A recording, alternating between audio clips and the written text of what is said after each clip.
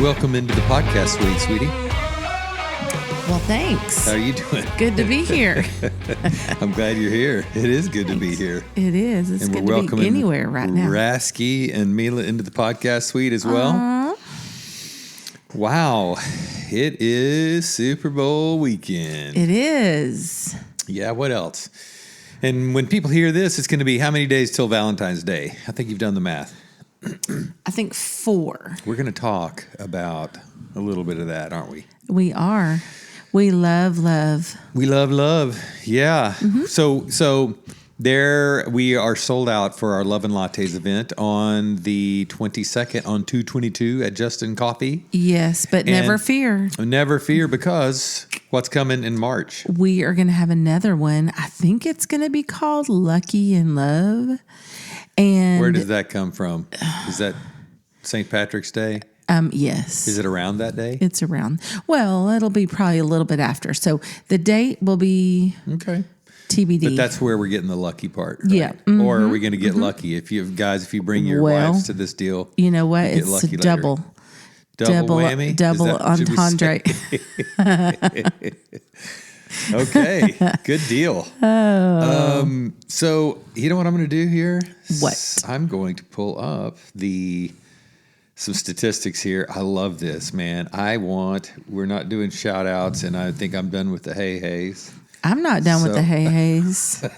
I'm far from done with the hey-hays. All right, we are going to go over I'm going to say hi to a lot of people. So this is so crazy. Got a comment on the Spotify podcast from Idaho. And so that got me looking in to some of the stats. I'll say it's easier to say. So United States, 499 downloads. I love that. We're going to come back to that. So Norway, United Kingdom, India, Finland, Mexico, Canada, Cayman Islands, and Spain. And what I love about this, you can see if people are listening, for 26 seconds to your podcast, and people who are listening to the entire episode.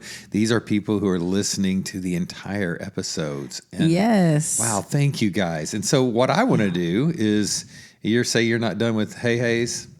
So No. This is a big hey to listen to this, half of the United States listening to our podcast now. Hey. So we have, I'm not going to just do all the numbers, but I'm just going to name the states. So hey to Texas, and here we go.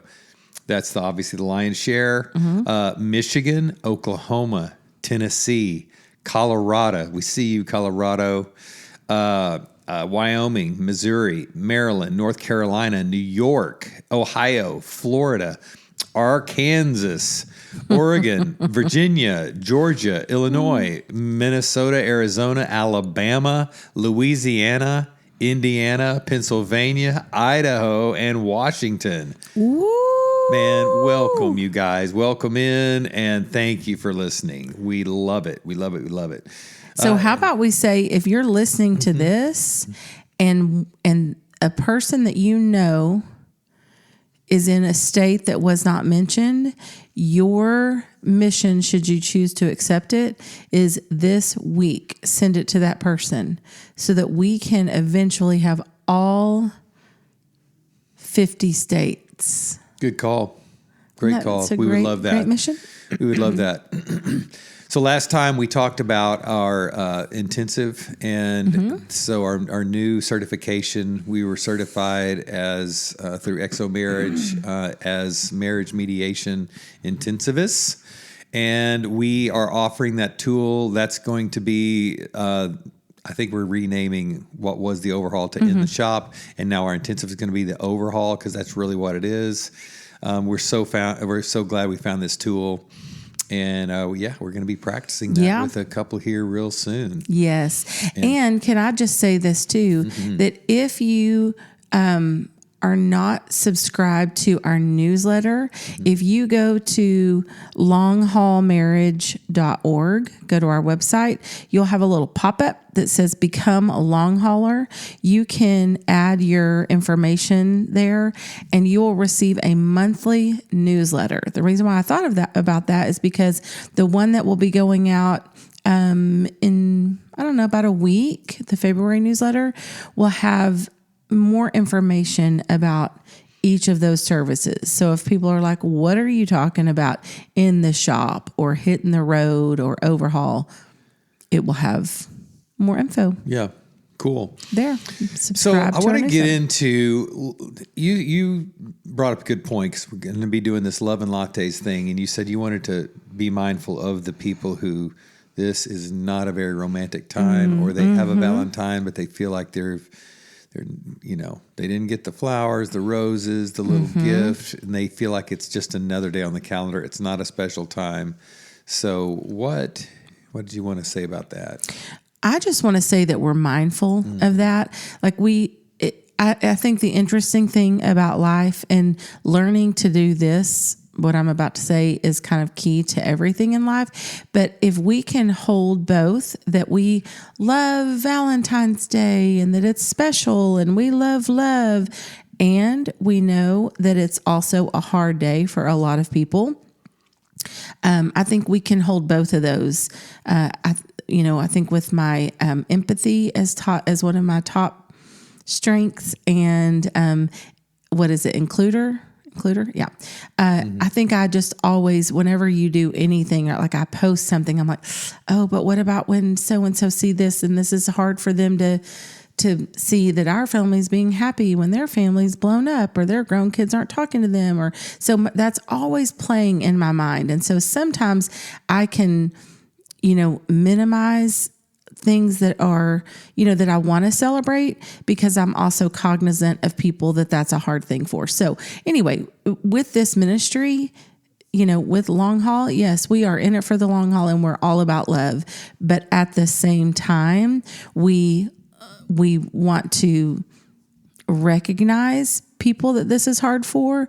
We meet with people who, they're not married, we meet with people that are married, that aren't married, that, are in a relationship or not in a relationship. And so we see the spectrum, and I think we just want to honor wherever you are. Yeah. On that spectrum. You love love, or you think love sucks and you've just been, done wrong. And I think we talk about this a lot, but just wanting to make sure people understand. I mean, there's such a stigma still to going and seeking marriage help. And some people will call it, marriage counseling. There's marriage therapy. There's all kinds of stuff. We're calling it marriage coaching. That's really what it is that we've done. I remember once upon a time there was an actual therapist. She was an LPC and maybe all kinds of other letters. And she said, "You know what, Brian? I'm afraid you're starting to do counseling. Maybe don't counsel. Just share your testimony." And that was her advice to me. And you know what? I hear her. And I took her advice, and that's all I've ever done is share my testimony. And so I'm just saying that to say there's still a stigma about going and seeking help. And you're thinking, who am I talking to? And what are they going to do? What kind of tools are they going to use? We're not shrinking anybody. We're not using therapeutic tools, quote unquote. We're not LPCs. We're not licensed professional counselors. What we are is marriage coaches. We have coached over 3,000 couples, and we've been married for 35 years, and we know intimately men and women and relationships and marriage. And so we've learned as much as we've ever taught. We've learned, and doing this. By the way, do we need to cut something out? You're looking at me funny, babe. Do you want to cut something that I just said? No, Okay. I'm not looking at you funny. All right. I thought you were kind of I'm looking at you longingly. So, oh, wow. Sweet. No, I love you, and I love what you're sharing. Oh, thank you. That was sweet. I did hit my bracelets on the table. And so I thought maybe you were going to give me the Nope. stink I wasn't eye going for to that. give you anything. I can't hear it. We don't have headphones on. No, I want to go. So, again, just to normalize things that we talk to people about, I wanted to get into some of that. And obviously, when people come in, they think they don't know what to expect. They're feeling anxious, and they're about to share some of the most intimate things that they've ever shared. And that's why we almost everyone we talk to, we try to get them to go back and listen to the very first podcast episode that we released on Long Haul Marriage Roadcast, because I mean, it just shares all of our journey, and we don't go into deep detail, but enough, right? But people see and hear what we've been through, and that we can relate. I mean, to huge issues when we talk about like the cops were being called because they thought there was a domestic violence situation going on.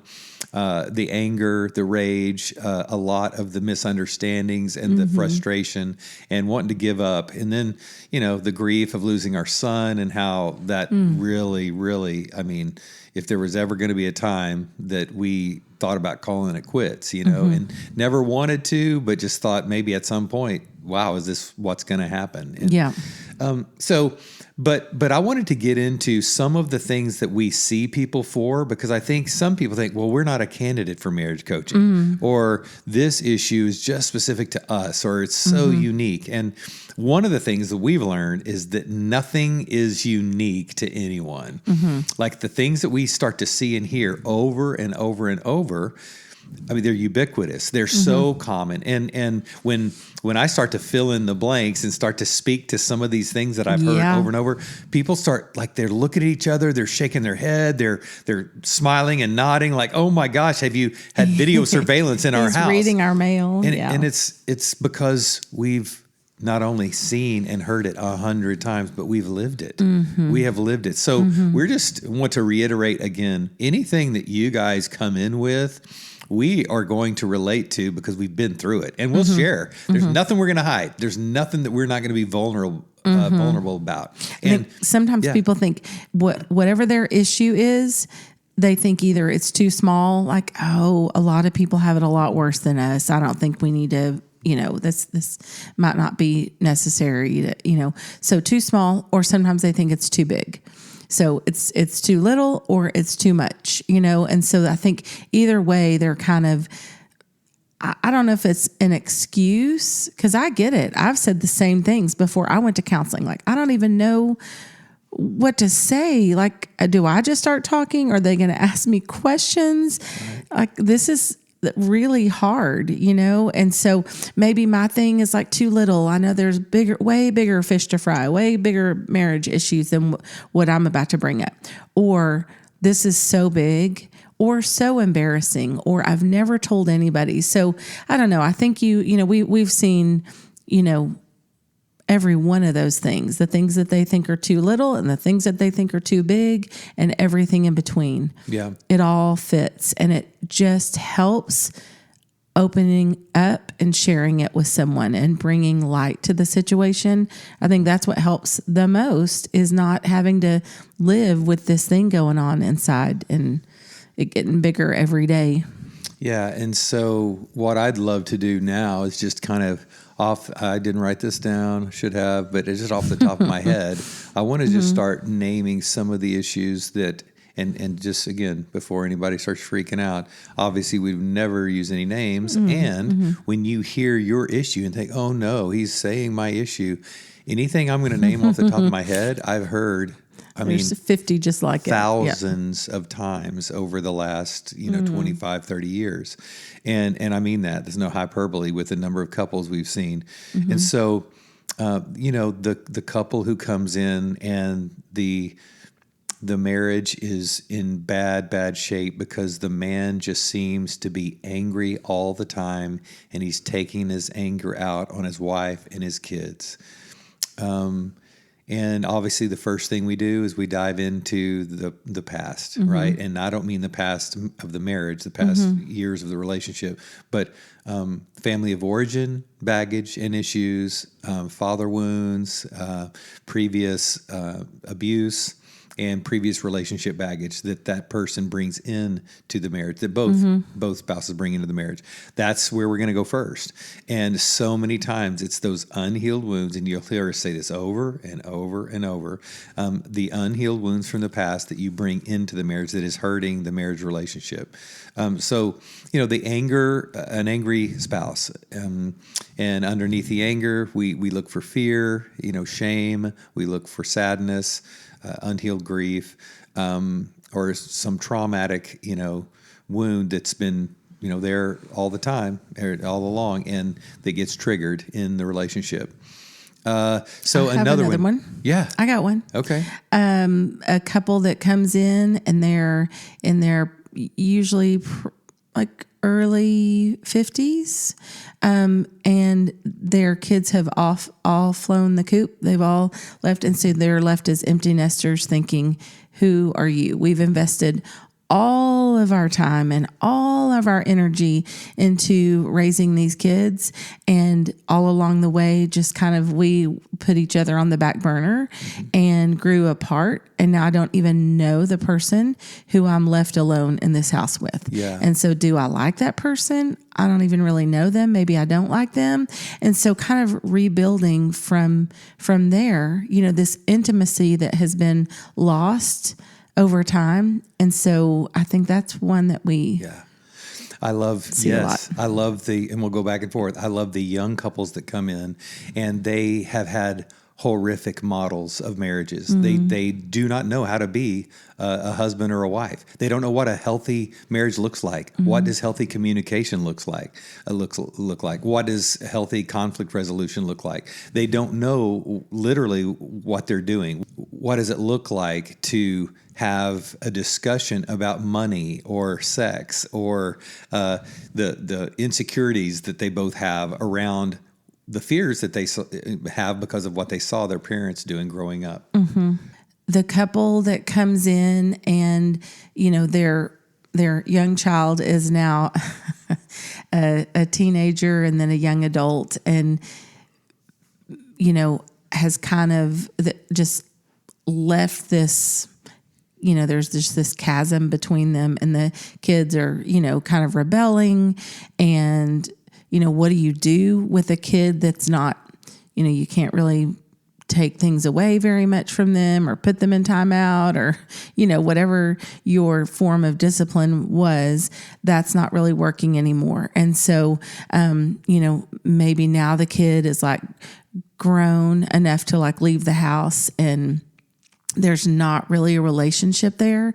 And so talking to the mom or the dad or both about, trying to kind of remove any shame they have about regret. Like maybe I did too much, I overfunctioned, or maybe I didn't do enough, and it becomes all about, what the parent did or didn't do, and maybe some regrets they have around that.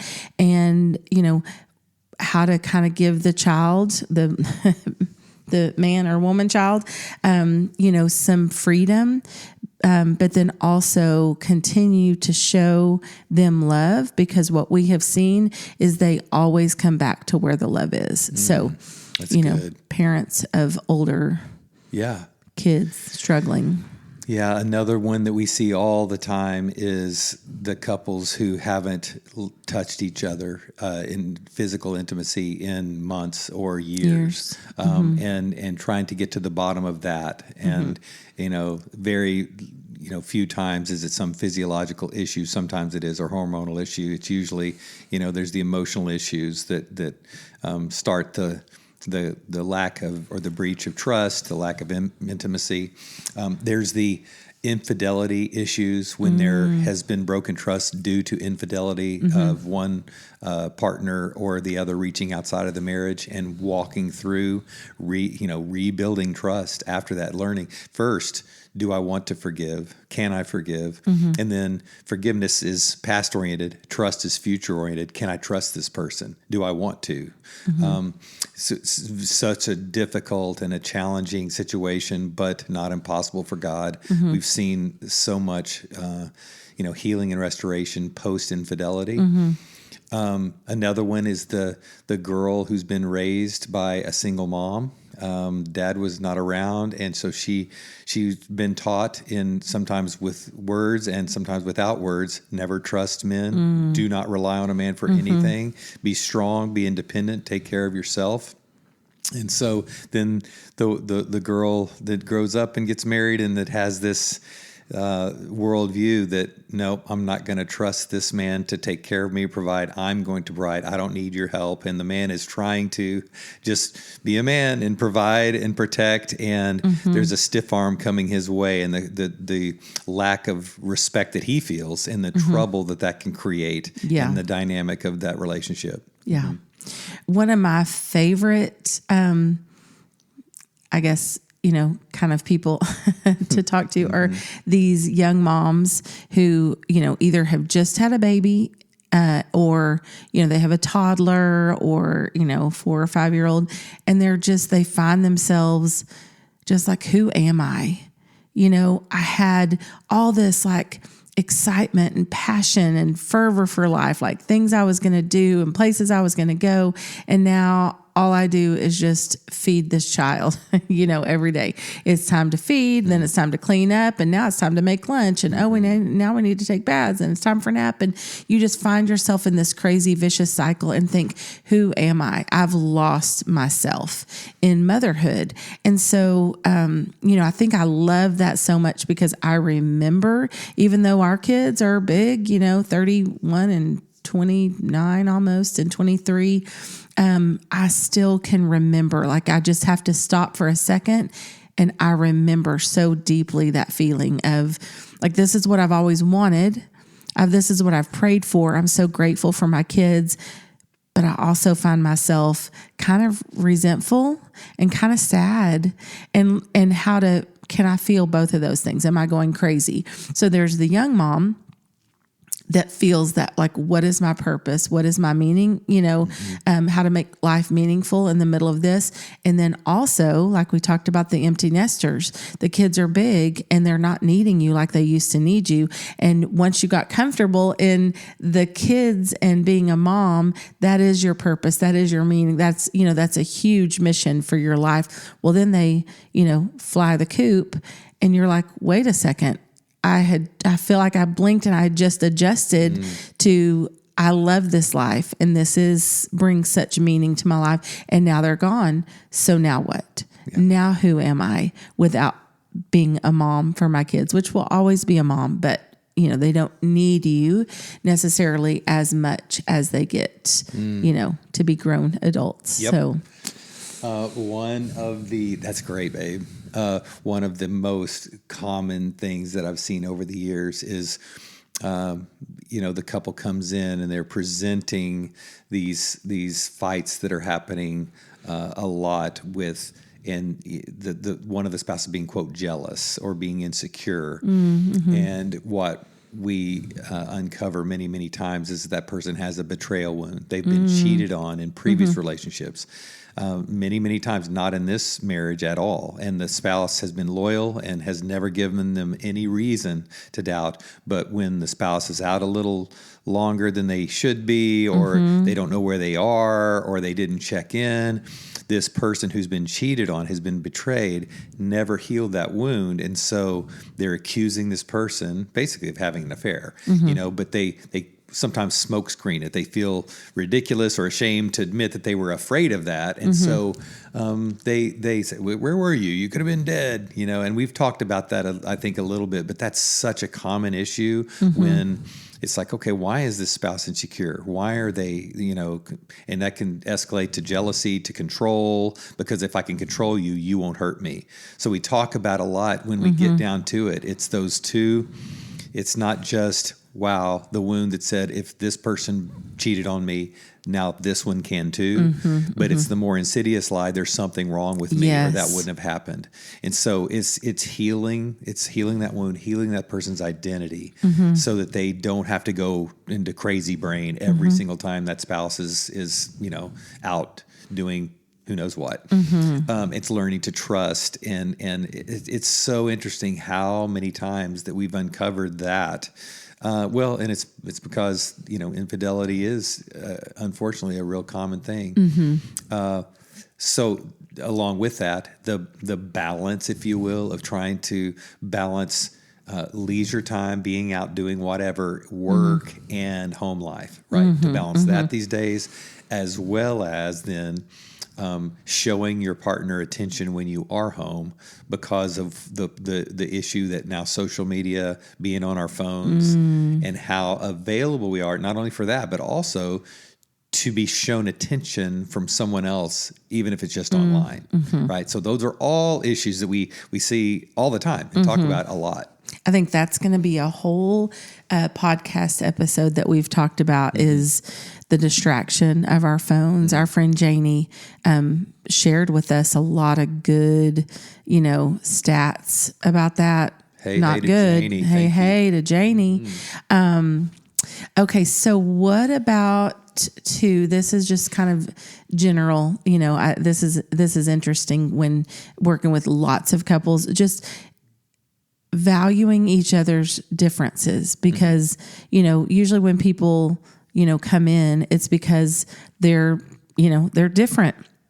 And so, he's an extrovert and he wants to do all the fun stuff and go to every party they're invited to. And she's like, I like to be at home in my pajamas, so extrovert and introvert. Seeing, different love languages, learning, like he's really trying to show her in this way, but she's not feeling loved. She feels lonely and, kind of in a loveless marriage. And he's like, but I do all blah, blah, blah. But she's not receiving it, So we have different love languages. We have different personalities. You and I we talked about that in one of our last podcast episodes, but about how our strength finders could not be more different. And so all the Enneagram, you're an 8, I'm a 2, different family of origins, just so many differences that people bring into a marriage.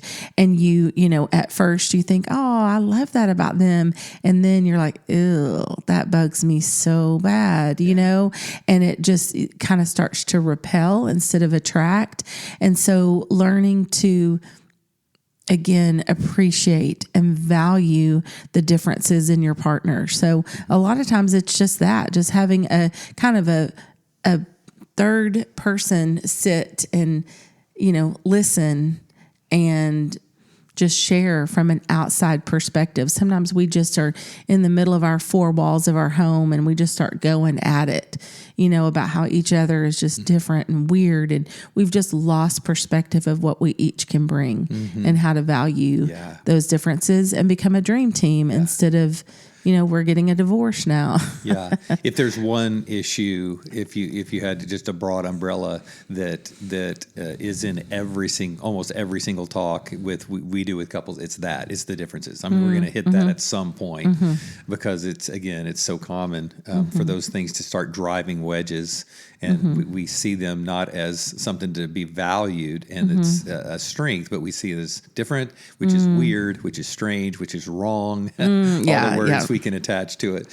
One of the things that we see a lot as well, here we are, we don't have exclusive 100% Christian audience, but obviously being in Texas and the buckle of the Bible Belt, south here, we have a lot of Christians. And so there are faith differences. And so a lot of times that these women will say, I want my husband to be a spiritual leader in the home.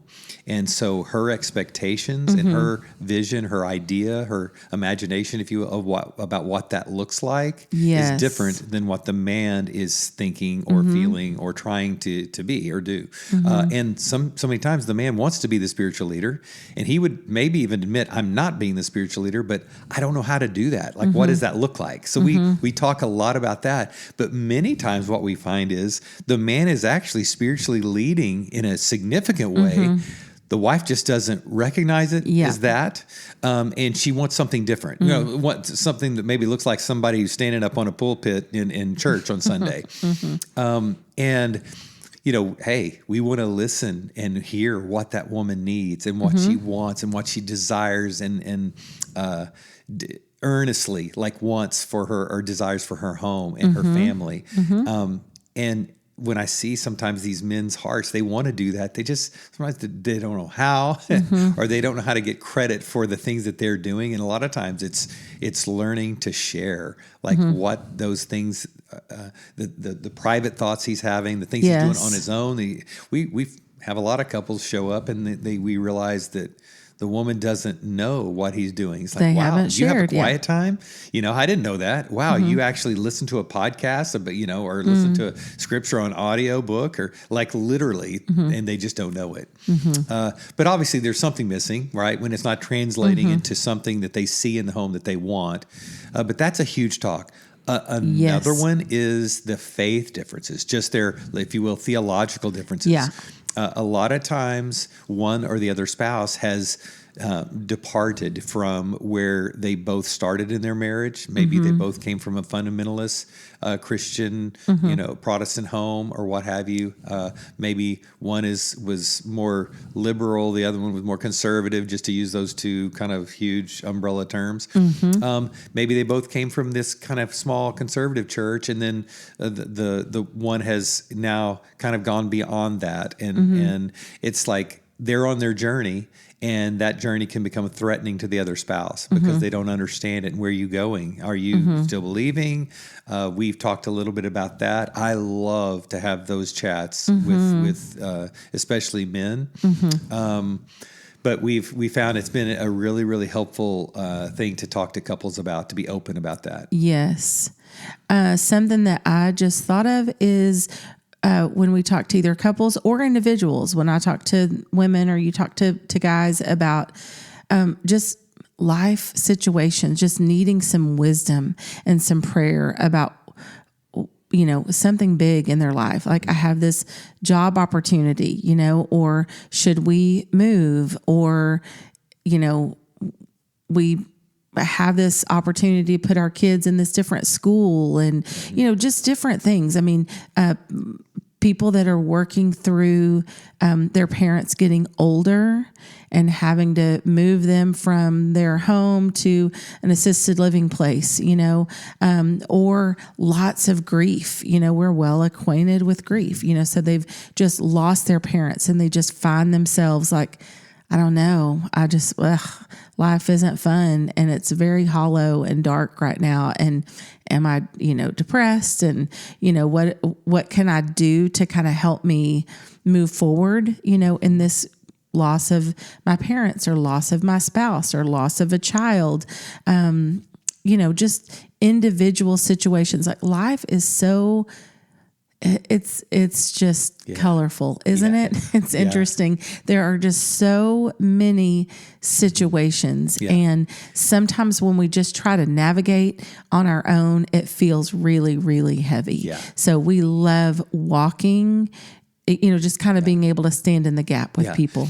And one more, and we'll end with this one for today, but how many hundreds of parents we've talked to of their 16, 17-year-old brain dead teenager that they're just ready to ship off. They just, they literally, there's some circumstance going on with the kid and they just don't see it the same way. It's like, oh, he's too much of a hard butt, she's too lenient, he's too strict, and she's too soft, and, he wants to, tough love, and she just wants to tough, and or she just wants to love it. There's just the differences in parenting styles and the way you see it. And we just love walking alongside couples who are dealing with that because of our own experience with that. But also just digging in and again, going back to honoring those differences and seeing those, the way you see it as actually something that's valuable, that you could actually value and treasure. It's like, thank you, God, for giving me this other perspective or this other person to complete, this story when we're looking at talking to our kid. Okay, I know you said that was the last one, but you have another one. Well, just in addition to what you just said, the parents, talking to them, but then also when we get to talk to the young, I'm not talking about young kids, but young adults, guys and girls at 20-somethings, that are just searching. That they've kind of either lost their way or just need advice and wisdom from some old people. Well, and they've That- never had 'cause they need never had an people- authority figure Yeah. that they did not disrespect because they were hurt by them or they were disappointed, they were, abused, they were forgotten about, they were, pushed aside, and they want someone that they can trust to give them, Yes. like you said, wisdom and advice about everything. Yes. And even if they have a great home life with very supportive parents, sometimes young adults or kids, whatever, they need to hear from someone other than their parents. Yep, takes a village. Yeah. Yeah.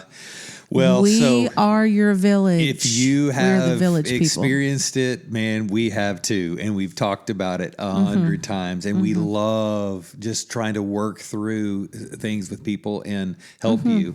And the thing, our greatest human need, you've heard me say that, is not solutions, it's solidarity. And so sometimes just hearing that this is normal, and you'll hear us normalize this stuff. Like, we've heard this a bunch, and here's our experience, and here's the experience of all these other hundreds of couples. And so you feel less alone, less crazy, and you feel seen and heard, and you're just like, we can do this. We can do this together. Amen. So, all right. Until next time. Thanks, babe.